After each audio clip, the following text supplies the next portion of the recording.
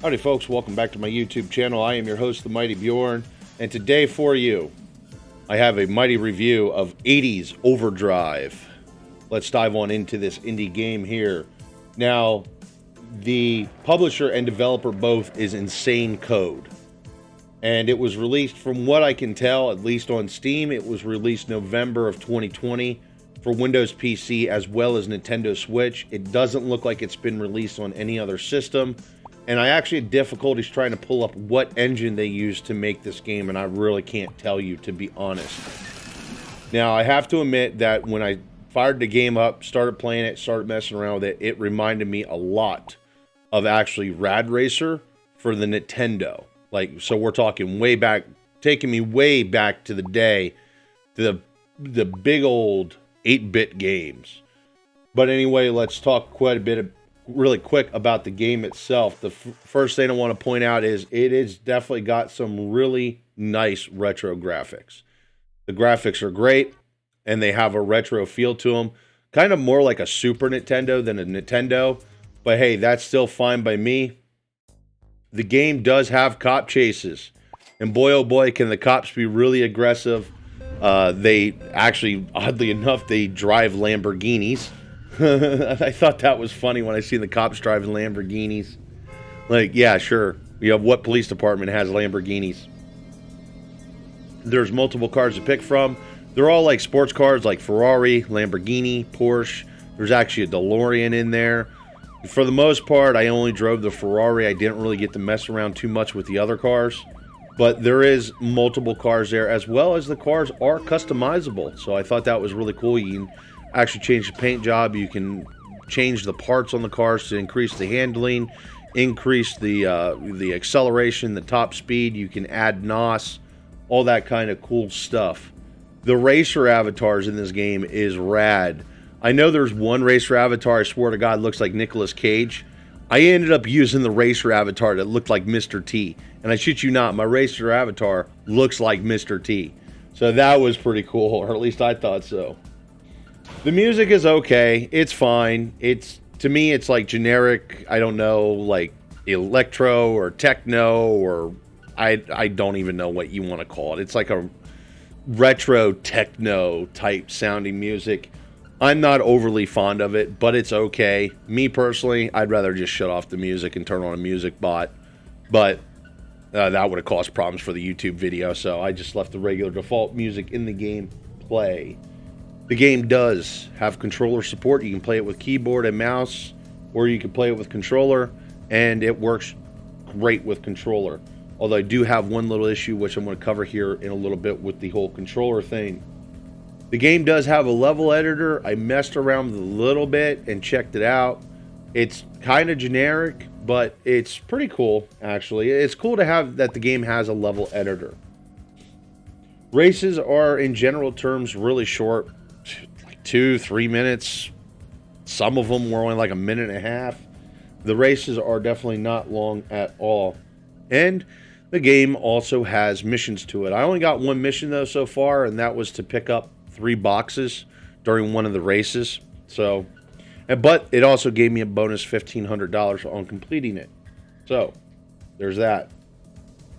Now, the stuff I feel negative about with this game, and this kind of ties into the controller support part, is there is no rebinds.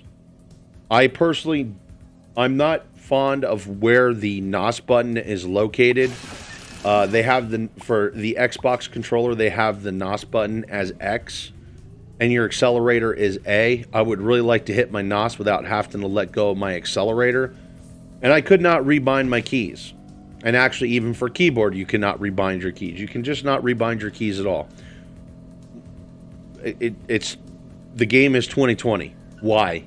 Like, even simple rebinds would be nice, but whatever. There's also no graphic options. Now, that being said, this game is not graphically demanding. Pretty much every computer out there under the sun should be able to run this game no problem. Because honestly, this thing looks like it could be ran on a Super Nintendo or a Sega Genesis or an N64, something along those lines. So, I guess they didn't really need graphic settings, but it does seem kind of messy that there is no graphic settings at all. I mean, I couldn't even set, I couldn't set the game to 1080. I couldn't set it to window or full screen or anything like that. Like, I didn't even get base, bare bone graphic options. Driving, to me, honestly, felt pretty generic. I don't know what it is. Like Rad Racer, I like the driving in that. I actually still do have Rad Racer, and after I played this, I went back to play Rad Racer to check it out. And I don't know why Rad Racer feels a little bit better than this, but it's with games out there like Need for Speed. Honestly, driving in a 2D game, just it's not thrilling anymore, to be honest, at least for me. I'm not saying that the game itself is bad, especially when it comes to the driving. It just feels really generic. The AI, oh my god, what a bunch of lunatics. The AI is suicidal as hell, dude. Even the regular civilian drivers that are not racing will just take and pull their car right into your grill. They don't care. I've never seen so many suicidal drivers in my life. And yes, I know there's other games out there that's pretty notorious for doing that kind of shit, but holy crap. Now, I can understand the cops doing that. I can understand the racers doing that. I could even tolerate the civilian drivers not wanting to get the hell out of your way.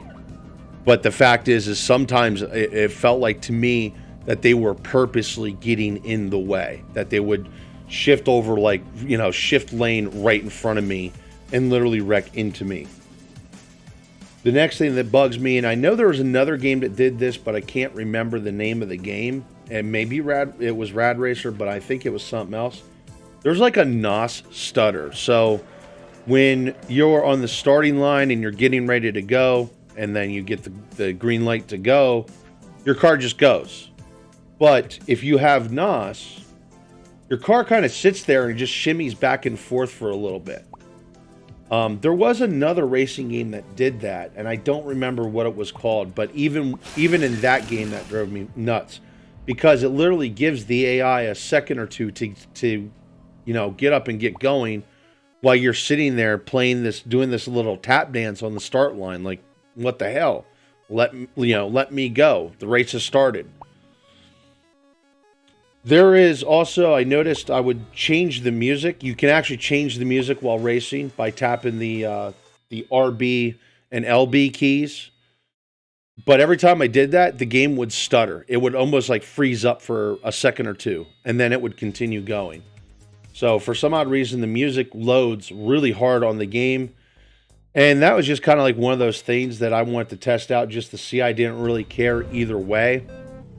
So anyway, with all that being said, 80's Overdrive is $10 on Steam. I think it's a nice game to screw around with, but if you're looking for like an actual racing game, even an arcadey racing game, I honestly don't recommend this. I recommend it as a fun game to screw around with that's cheap. You could pass some time, do a couple races, maybe blow a half an hour to an hour. And then, it's the end of that, because honestly, yeah, it's just, you're just driving down a highway, and it does get kind of repetitive after so long. But it's good game to mess with. Either ways, folks, that is my review of 80's Overdrive. Hopefully you all enjoyed it. Thank you very much for tuning in, and have yourself a wonderful day.